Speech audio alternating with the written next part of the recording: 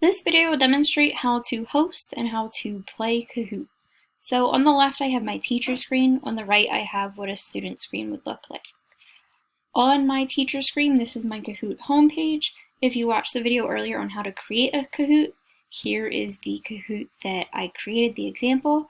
So we're going to play this one. There are only 2 questions, but for this demonstration that's fine.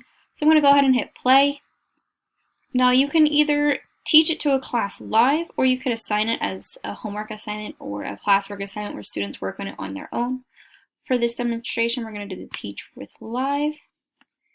So once I open up that page, I then have a few options I can choose for my game. So the students can go back and do any questions that they missed after the game's over.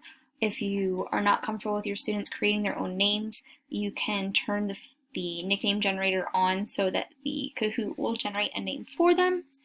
There's music options. You can randomize the order of questions, randomize the order of answers.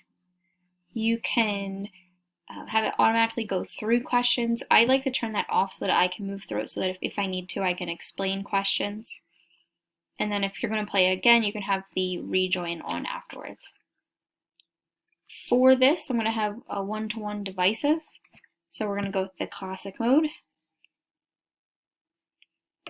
And you can see on my teacher screen, I now have the web address and the PIN for students to enter. So students are going to go ahead and enter the PIN 9332848. And you can see that I'm doing that on my student screen right now. So I'm going to go ahead and hit enter.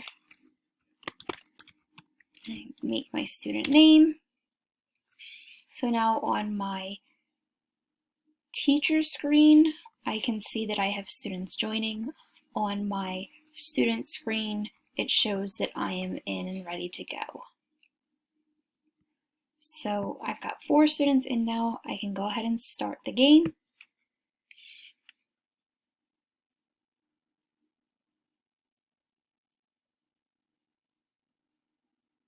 So for this version, I have that the student screen only shows the options. So for this, you would have to display your screen, whether you're sharing your screen on Zoom or Google Meet, and students can do split screen with the Zoom and their game. Or there's also the option to include the question on there for them. So I was talking through that and I didn't answer the question for that, so I missed that question. But you can see that one student got the yellow one right, or they hit yellow, which was wrong, and the blue one was correct. So after this, like if this was the situation, I had no students get it right, I could stop and explain this question. When we're ready, we move on to the next question. So question 2, solve 4 times 3. So I see that that's 12 there, so on my student screen I would hit the yellow one.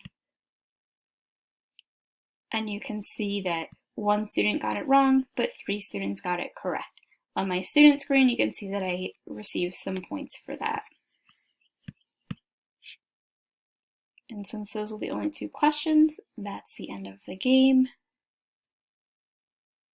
There's always a podium at the end for students to see how well they did. And that's how to host and play a Kahoot. Now when you're finished playing your Kahoot, you could always go back and check out the data results to see how your students did and where they might have been making any mistakes, and it can help you intervene if necessary. All right, thanks for watching.